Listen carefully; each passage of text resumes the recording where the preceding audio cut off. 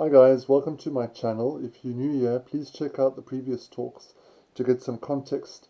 My name is Johan Killis, and this is the eighth talk in a series that I'm looking at how to fix up our very broken society.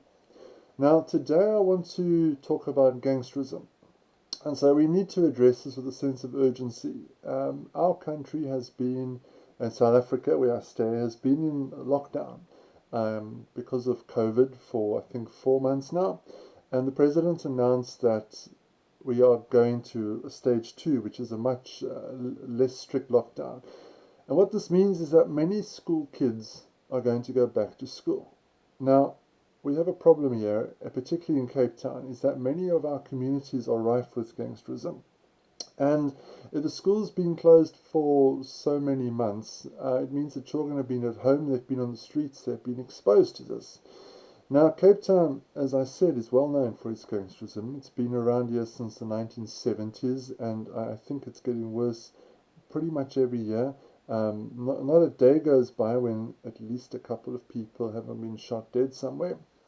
It is bad, it is out of control, and it affects the lives of quite a few million people in this country. Now, I've been working with gangs and in gang-ridden communities since 2004, for about 15 years. And during this time, I've been trying to understand why is it that a young male or female decides to give up their God-given life and go down a path of destruction. Because that's really what gangsterism is. It's a path of destruction. And I've also, over the last 15 years, been looking at ways of bringing these young men and women back onto a path of restoration so that they can be, I think the word is a productive member of society again. Now, it just so happens that that's not as common as I'd like, but we try because every life saved is worthwhile. Sadly, though, many of the young men and women that I have helped over the years, and I mean, we're talking dozens, if not a few hundred, have landed up dead. And I've been at the murder scene of many of them, lying in the streets, in gutters, under staircases. It's never a nice, pleasant way to end your life.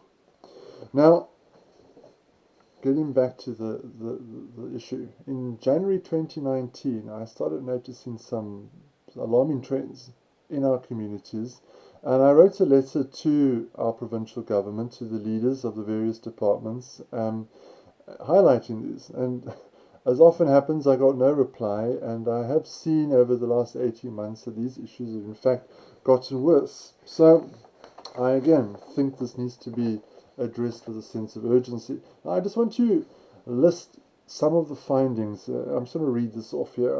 I've written down 12, and that's not at all how many there are. But firstly, we started discovering that youth are entering gangs at a much younger age. So it's becoming more and more common now for children as young as 8, 9, 10 to join gangs.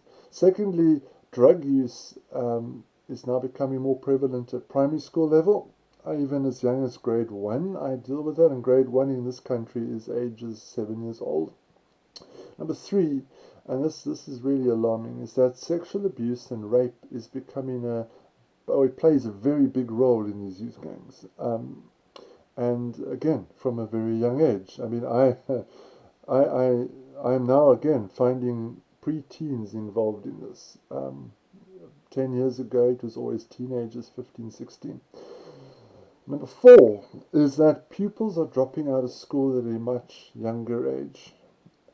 It's becoming more common. I just think of an example of, I think it was sort of middle of last year, a principal from a primary school called me up and said he's got 3 grade 1 boys that have dropped out of school. Could I go and look for them? And I mean, they'd been out for months. It wasn't that they stopped coming last week. It was 6, 7, 8 months. And suddenly the principal woke up to this fact and got worried. Number 5, and this is an issue I've been raising for years, but the effect of tick babies is becoming more prevalent. Now, tick, if you live in America, for instance, it's called crystal methamphetamine. And a tick baby is basically when a mother is pregnant and she uses crystal meth or tick and the physiological damage that does to a child. It's becoming a big problem here, particularly in the Western Cape. Number 6 is another issue I've had for 15 years, is that government's main strategy in dealing with gangs is largely, with the criminal justice system, as opposed to a restorative justice approach. Now, I've found that a lot of gangsters, they're like this because they will commit a crime every few months or 6 months or a year and book themselves into prison as a means to get more rank. So they'll climb up high in their gang through doing this. Nobody's lives are being restored, neither the perpetrator nor the victim, but it's seen as a way um, to climb up the ranks in gangs. So it's not working, the criminal justice system. Number 7 is, in our province here, we do not have, I'm afraid to say, decent youth centres.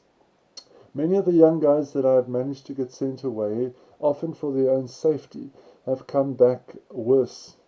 And a lot of them are very proud. They come back, they say, look, Johan, look what I've got. Look, and they show me their choppies, their tattoos, and they've joined the gang. And I've discovered that many of these youth centres are basically places to recruit young guys into gangs. Number 8, churches and religious institutions do not play as much of an active role in gang-ridden communities as they did in the past. It's for a variety of reasons. Often they're just overwhelmed or scared. But 15 years ago, when I used to try and send gangsters back out of prison into their communities, I would say to them, go find a church, go find a pastor or imam, and talk to them. And they would often, and I would go to those communities months later and discover that they, managed to find help outside.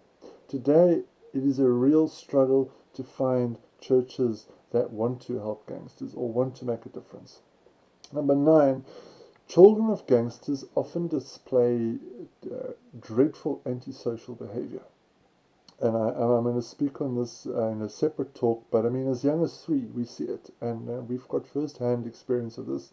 But your average teacher at a school does not know how to deal with this.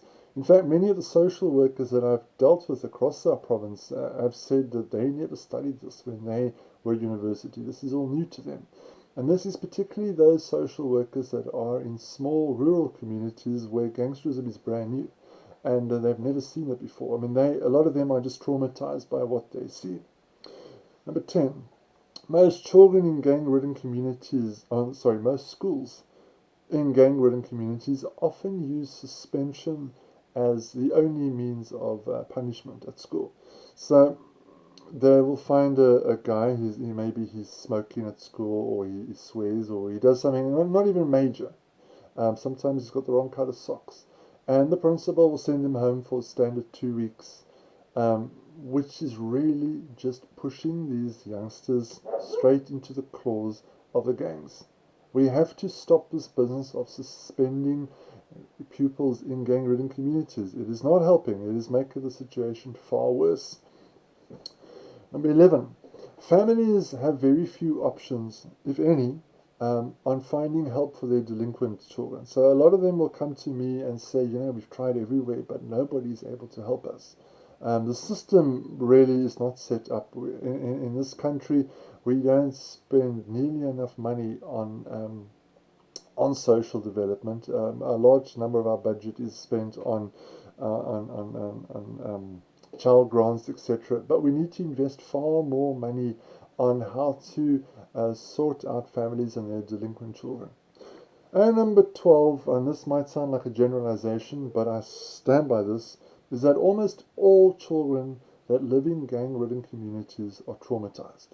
The night after night of shooting and seeing bodies on the streets and that has an enormous effect on a child. And trauma, if it is left unchecked, can manifest itself in some pretty destructive ways. And that's, again, another whole talk for another time. And this list can go on and on, but I raise these issues because next week the school's open. And many children are going to return to school after spending several months at home, being exposed to atrocities on the streets and atrocities at home, and they are going to be in a state. and many of them would have been recruited by gangs to go back to school and to maybe sell drugs there or recruit others. It's a problem. The second issue, which is probably a bigger issue, is the fact that many children are not going to go back to school. They are going to have dropped out. And here's another problem with our education system is that if a child does not go to school for 10 days, they just get deregistered. And that's it. And then I often have to go back and say to the principal, please, can we re-register this child? And then I'm told, no, the parent needs to come. But if the parent themselves is a drug addict or a gangster or a irresponsible member of society, they're not going to do that. So we often lose these children forever. And I know many 9, 10, 11, 12-year-old boys in particular that dropped out of school and who have never set foot back in years later. Now, I just want to say, is the beginning of a very, very long downward spiral. And, I was reflecting the other day, many of the murders that I've dealt with of young men or women that were killed in the last 5 years were young men and women that I had gone on their behalf to schools to try and get them back in because they had been deregistered. So I really think government needs to do a lot more about that. Now, government may not always have the political will to want to address the gang problem, particularly amongst the youth. But civil society can and must. And more specifically, I think churches really need to step up and play a greater role here. I said earlier that I'm finding fewer churches are wanting to engage, but we need to do something, all right? Not one single child must fall through the cracks over the next month. In South Africa, hundreds of thousands of children already start school on the back foot. And there's an African saying that it takes a village to raise a child. And this is where we need to step up now. We all need to play a role in making sure that when kids go back to school next week or whenever it is, that not one single child is left on the streets. If you belong to a community that suffers with gangsterism and you want to do something, please write to me. If you belong to a community that does not suffer from gangsterism and is a peaceful and quiet community, but you want to make a difference in a community that does, then please feel free to write to me as well. I really I want to tackle this head on around the whole country. So my email address is in the description below. It is johan@soteriaministries.org.za, and thank you very much for watching.